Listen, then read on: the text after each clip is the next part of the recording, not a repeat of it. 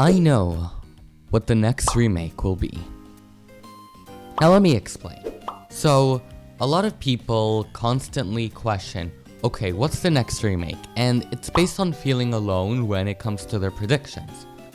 For example, a lot of people are saying it's time for Unova, because let's say Johto got a remake and Black and White didn't, so a Unova remake. That makes sense, we just got a Diamond and Pearl. But there's actually a pattern that Pokemon has been sticking to with ever since Generation 3. You heard me. There has been a pattern that Pokemon has been following ever since Generation 3.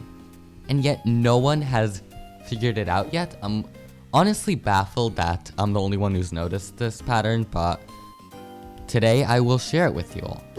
Now, before I share you the method that I particularly use, I want to mention that there are really 3 different ways of looking at it, but 2 of them aren't really as good as the one that I use, but I'll go through them first and then tell you guys what I use.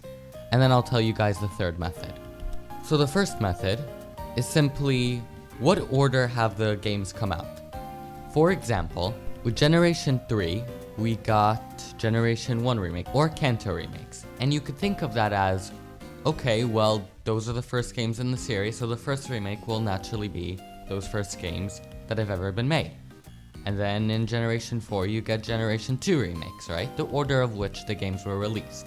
That makes sense. But the reason why this fails is because then you get to Generation 5, and there is no remake. Why haven't we gotten Generation 3 remakes in Generation 5? That doesn't make sense, right? So yes, there is a flaw in that theory.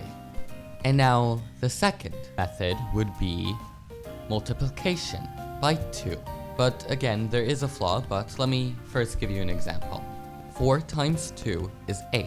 So Generation 4 gets a remake in Generation 8. But then there's a flaw, because, for example, how would you know the in-between generations, the odd numbers? Like Generation 7, why did that get a Kanto remake out of all things? Which leads me into the 3rd method. And again, I am still so baffled as to how no one has thought of this, because everyone's like predicting like, okay, there was this hint in the most recent games, and this is gonna hint at the next remake, and like Sword and Shield had this hinting at Diamond and Pearl remakes, and then so all of these type of things. And yes, while I do believe that there are hints that are given, there's a so much easier way to look at things, and let's just get straight to it. That method is dividing by 2. And I will go with you from each generation since Generation 3 as to why this is just accurate. So let's begin. 3 divided by 2, that is 1.5. Now, there isn't actually a remake after Kanto, but there was Pokemon Yellow. So that kind of would serve as a 1.5, and the remakes we will consider as the 0.5 moving forward. Then Generation 4, 4 divided by 2, that's Johto, because that's the 2nd generation. Generation 5, 2.5, there was no remake after Johto, and so Generation 5 didn't get a remake. You see why the multiplication didn't work? Because division answers your question as to why we didn't get a Generation 3 remake in Generation 5. That makes sense. Then in Generation 6, 6 divided by 2 is 3. What did we get in Generation 6? Hoenn remakes. Hoenn is from Generation 3. And now this one, I am particularly invested in and passionate about, because it feels like everyone misunderstood why we got Kanto remakes. A lot of people said, oh, it's because it's Pokemon Go and that was famous and so they made these games. And yeah, sure, they most definitely made these games because of Pokemon Go's success. That's a given. But that isn't the reason why it was Kanto. In fact, I would say it was just a really happy coincidence that Kanto had fit their criteria of which remake to make. And again, 7, Generation 7, divided by 2 is 3.5. The 0.5 stands for the remake. What was the remake in Generation 3? It was Kanto, Fire Red and Leaf Green. And so in Generation 7 we got Kanto remakes. And now Generation 8, 8 divided by 2 is 4. And we got Brilliant Diamond and Shining Pearl. Which is why I will now predict with all of you what the next remakes will be down the line. Let's get started. Generation 9, Scarlet and Violet. What will be the remakes in that generation? Johto remakes. They will not be Unova as long as Pokemon continues following the pattern that they have followed ever since the beginning.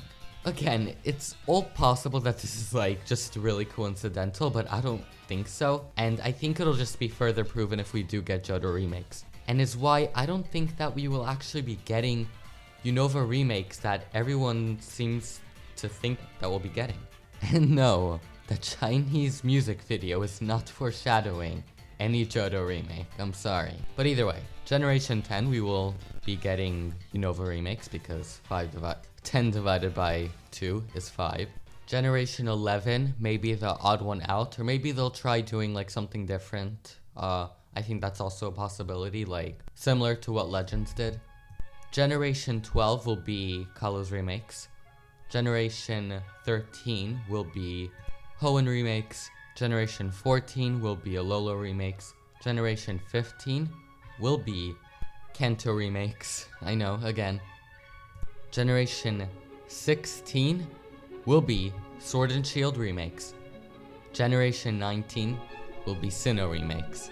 And Generation 18 will be Scarlet and Violet Paldea remakes.